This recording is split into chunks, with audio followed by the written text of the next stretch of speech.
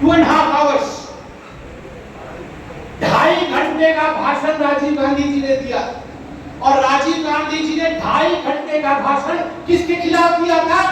Reservation के खिलाफ दिया था, ओबीसी के खिलाफ दिया था, एससी एसटी के खिलाफ दिया था कि रिजर्वेशन नहीं होना चाहिए, ये मंडल कमीशन नहीं होनी चाहिए, मंडल कमीशन को आगे नहीं बढ़ाना है। हिंदी में कहावत है, बाप ने मारी मेंढकी बेटा तीरंदाज। मतलब पिताजी जो थे वो बहुत कोशिश करके शिकार पे निकले और किसको मारा? मेंढकी को। और बेटा तीरंदाज, बेटा कहता मैं तीरंदाज हूं। अरे तुम्हारे पिताजी तो जिस प्रकार से पिछड़ों के लिए सोचते थे वो तो बहुत धिक्कार का विषय। और आप कहते हो कि मैं बचाऊंगा पिछड़ों को, मैं बचाऊंगा दलितों को।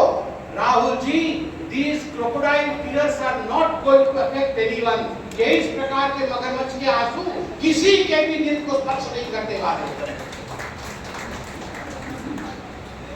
मोदी जी ने जो 103rd अमेंडमेंट किया वो 10% रिजर्वेशन किया। किसके लिए?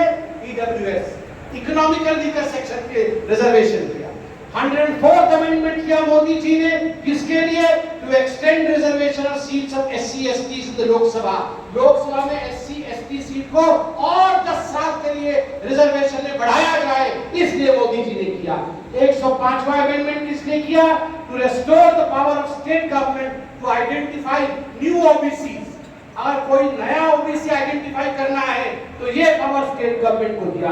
और 8वां मतलब अंतिम अमेंडमेंट मोदी जी ने 106वां अमेंडमेंट किया, 33% रिजर्वेशन महिलाओं को देने का काम यह मोदी जी ने किया। तो मोदी जी ने जो भी, भारतीय जनता पार्टी ने जो भी अमेंडमेंट किए वो सारे अमेंडमेंट इसलिए और केवल इसलिए किए ताकि सोशल जस्टिस, सामाजिक सुरक्षा और सामाजिक न्याय। बाबा साहब अम्बेडकर का एक स्वप्न था कि 14 साल से कम आयु के सभी बच्चों को मुफ्त में सरकारी शिक्षा मिले।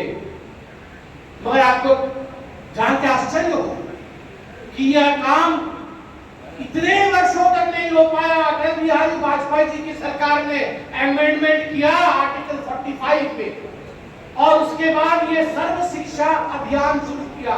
सर्व शिक्षा अभियान के माध्यम से यह प्रस्तावित किया गया कि 14 वर्ष से आयु के सभी बच्चों को मुफ्त शिक्षा दी जाएगी। बाबा साहेब अम्बेडकर के स्वप्न को अटल बिहारी वाजपेयी ने पूर्ण किया सर्व शिक्षा अभियान के माध्यम से। समय कम है मगर अन्याय की चिट्ठी, अन्याय की फहरिस्त बहुत बड़ी है, इसलिए मैं जल्दी जल्दी पापों की गठरी में से थोड़े से पाप आपको गिनवाता हूं, बाकी का हिसाब किताब जनता कर दे। ये जो अमेंडमेंट के विषय में बात कर रहे थे, संशोधन के विषय, मैंने भारतीय जनता पार्टी के संशोधनों को बताया, कम बताया, वाजपेयी का बताया नहीं, समय की कमी, मोदी जी का बताया। अब मैं कांग्रेस द्वारा कुछ पापों के संशोधन, पाप भरे संशोधन क्या कर रहे थे वो, किस प्रकार के संशोधन कर रहे थे, इन संशोधनों से किस प्रकार से भारत के लोकतंत्र की हत्या हो गई, वो बताने वाला। नेहरू जी ने 1951 में सबसे पहला संशोधन, भारतवर्ष के संविधान का सबसे पहला amendment, the first constitutional amendment, वो किस पे था? फ्रीडम ऑफ प्रेस को समाप्त करने के लिए, फ्रीडम ऑफ स्पीच को समाप्त करने के लिए, कि जो हम बोलने की आजादी रखते हैं, उन्होंने नियम बनाया कि कोई भी सरकार के विरोध लिख नहीं सकता, कोई भी सरकार के खिलाफ बोल नहीं सकता। यह नियम नेहरू जी ने पहले संशोधन में ला करके कहीं न कहीं भारत के लोकतंत्र की हत्या करने की चेष्टा की। क्योंकि ऑर्गेनाइजर मैगजीन और क्रॉस रोड ने नेहरू जी के खिलाफ लिखा था, उन्होंने ऑर्गेनाइजर को बैन किया, मगर ऑर्गेनाइजर और क्रॉस रोड सुप्रीम कोर्ट गए, सुप्रीम कोर्ट ने ऑर्गेनाइजर के पक्ष में वक्तव्य दिया, पक्ष में वर्डिक्ट दिया, तब नेहरू जी फर्स्ट अमेंडमेंट लेके आए। 24वां और 25वां अमेंडमेंट, 24th अमेंडमेंट था कि जो मौलिक अधिकार है, फंडामेंटल राइट्स है, उनका भी हनन हो सकता है। और 25वां अमेंडमेंट कांग्रेस ने किया कि प्रॉपर्टी राइट्स, आपकी प्रॉपर्टी सरकार कभी भी छीन सकती है और जो मूल्य सरकार देगी आपको बाध्यता लेना पड़ेगा, आप उसमें कॉम्पेंसेशन का डिमांड नहीं कर सकते। जो आपका घर बना हुआ है, सॉल्ट लेक में बना हुआ है, बड़ा घर है, तो अगर सरकार को लगता है मुझे ये जमीन चाहिए, तो सॉल्ट लेक के अनुसार वो पैसे नहीं देगी, वो अपने हिसाब से पैसे देगी। सोचिए अगर इस प्रकार का कानून बनता तो आज क्या परिस्थिति होगी। बाद में इसे कोर्ट ने स्ट्राइक डाउन किया। ये 24 और 25 अमेंडमेंट के खिलाफ कोर्ट गए लोग।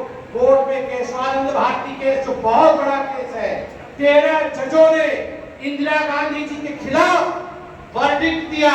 गुस्से में इंदिरा गांधी ने, जब chief justice of India retire हुए तो नियम होता है जो दूसरा जज सेकंड है लाइन में उसको चीफ जस्टिस बनाना होता है। नियम तोड़ करके पहली बार हिंदुस्तान में जो तीसरे नंबर का जज था, तीसरे नंबर के जज को चीफ जस्टिस ऑफ इंडिया बनाया इंदिरा गांधी ने।